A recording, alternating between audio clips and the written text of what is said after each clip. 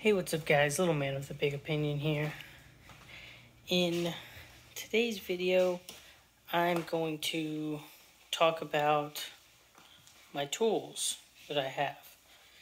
And I very specifically mean tools, not talking about, firearms or farm equipment or anything. I'm talking about this $2 crescent wrench I got at a garage sale. It's kind of dumb, but I don't know where my crescent wrench is, so I picked this up. Knives.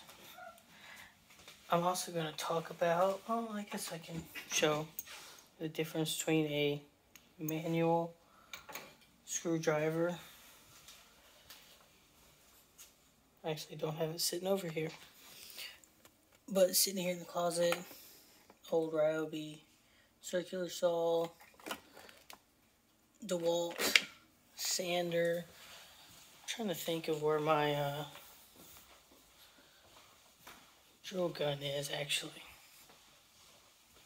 I think I left it in here. But we're talking about tools. I did leave it sitting over here. So, main thing I'm going to talk about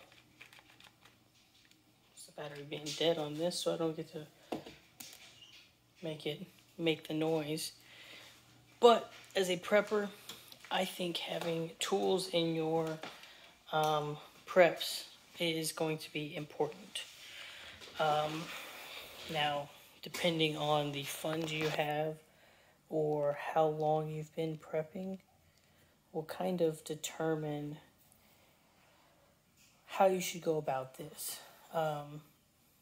Because with us creating electricity, it's become a lot easier for us to, screw wood together using an electric drill versus a hand screwdriver.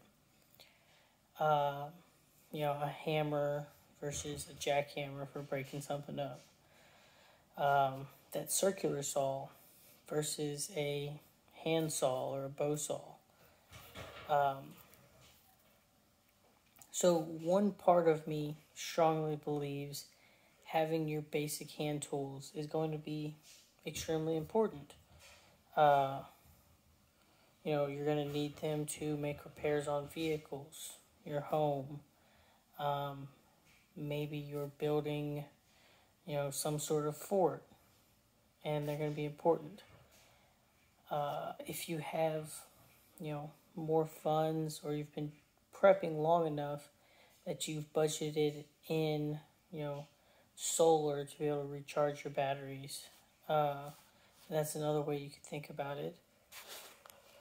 But on the cheap end, hand tools, the energy is coming from your elbow grease, and, it's mostly time consuming at that point. More money and more time, you can get, ways to keep those tools charged up. So now that I've kind of described, the far ends, hand tools, you don't got to worry about solar and that kind of upkeep. Electric tools, obviously going to get the job done a lot quicker and save your strength for something else. But what sort of tools should you have, as a prepper? And I think the easy thing to say is, start with projects that you can, fix yourself.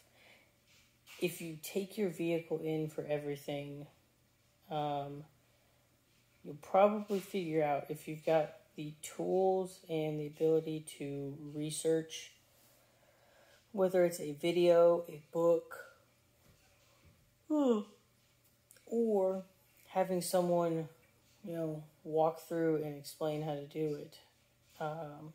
You're going to save money doing that. I've never taking my car in for an oil change. I only pay for, you know, the oil I need and the filter I need, and I do it myself. And that's like a very basic, simple thing to think about. And then you expand upon it. I've never had to replace the brakes on my car. I watched a 12-minute video and I did it. Same thing with the fan on my car.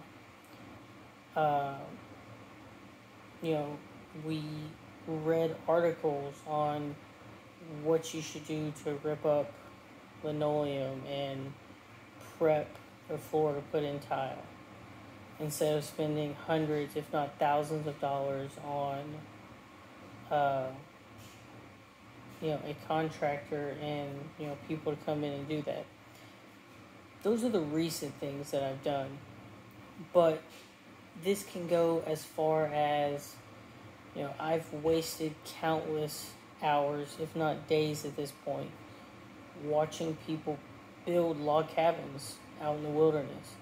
Some people are doing it with modern hand tools or modern electric tools, and they get it done fairly quickly, but they're doing it on their own. They're not bringing in a crew. And I've seen some people do it the same way it would have been done in the 1700s and in the 1800s and in the early 1900s.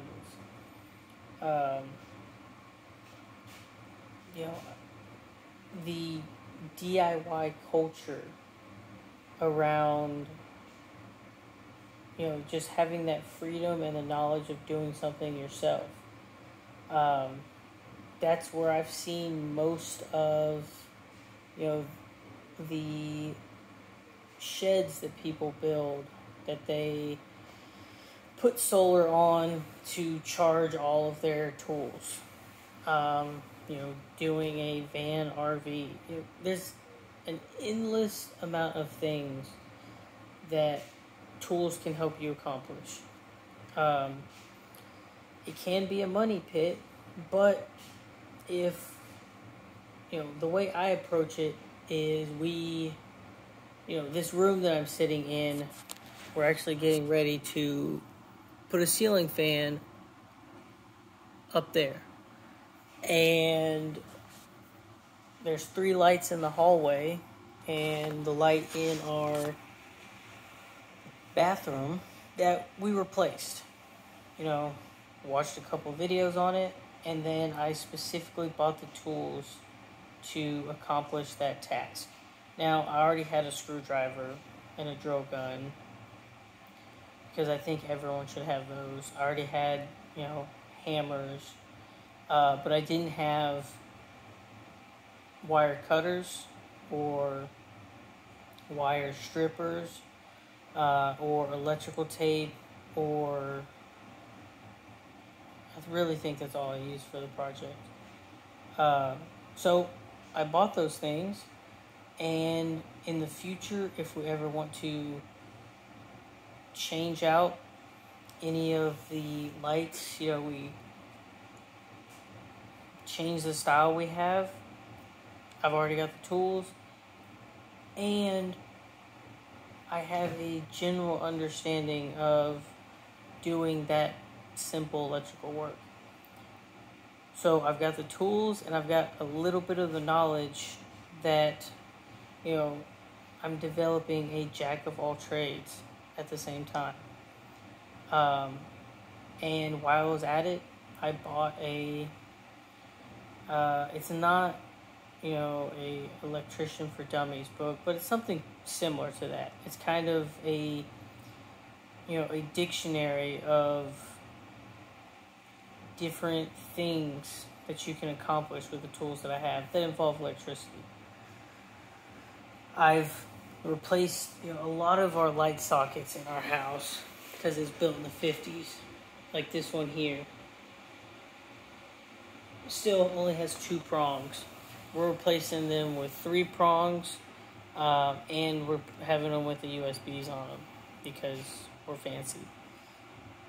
But the book shows you the basics of, replacing fuses, um, running new electrical wire, how to tell if something is shot or fried. And, I feel confident that the tools I have and the little bit of knowledge I have, I can use that to my advantage in a grid down situation. Building the fence in the backyard for our dogs. We needed post hole diggers. We needed some chain and, some fence stretching. So we needed a pulley system and things like that. It seems like I am talking very specifically about individual things that I've done here recently. But take what I'm telling you and apply it to yourself. If, let's say you want to replace your, like we're talking about replacing this wall. It's basically plywood. It's not sheetrock. It's warped. It's super thin. So say you want to replace the sheetrock in your house because you've had kids. They've busted holes in it. You've done little patches here and there, but you never repainted over it, and you've got more patches in it than you do solid drywall. So you get the tools to accomplish that job, kind of learn a skill, you get your hands dirty, and you still have those tools that some of them double dip into something else. And, you're creating, a stockpile, if you will, or, you're think of it like your food preps. You get a little bit here, a little bit there, a little bit here, and one day you turn around and you realize in any job that I can think of that I need to accomplish, I've already got the equipment to do it. And another analogy I'm going to use, most people that are bilingual, they grew up learning 2 languages, find it a lot easier to learn a 3rd and a 4th and so on, versus people that, it's so much harder trying to learn your second language than it is the 3rd, 4th, just because your brain is set up to learn new things that way. So if you're just doing DIY job after DIY job, you're programming your brain to absorb knowledge fairly quickly and, get the job done. So, point of this video, tools are important. Don't lose your 10mm socket. And as you accomplish these things, you're saving yourself money in the long run. The very first job that you do, it might not seem like it because, you're spending the money on the tools and getting the materials to fix whatever you're fixing or to build whatever new thing you're building. And you're using your time to learn how to do it. And you might have some hiccups. But as you accumulate the tools, the jobs will get cheaper and cheaper versus hiring someone else to do it. And, I guess like a nice climax for this whole thing is most people that go off-grid, they become self-reliant, they have already accomplished, dozens and dozens of DIY tasks. They bought the shed and built it the way they needed to build it. They purchased the, solar and hooked it up to meet their needs. They, took care of their livestock and their garden and their trees to be able to consume or to produce what they knew they needed to consume. So you can also think about this as your long marathon. Doing these DIY projects around your house is setting you up for that, self-reliance, that libertarian mindset of taking care of yourself. And, I guess, post credits after the climax.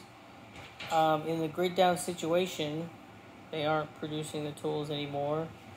And you come across a task that needs to get completed and you don't have the tools, then you got to go hunt through someone's house, while fighting off the zombies.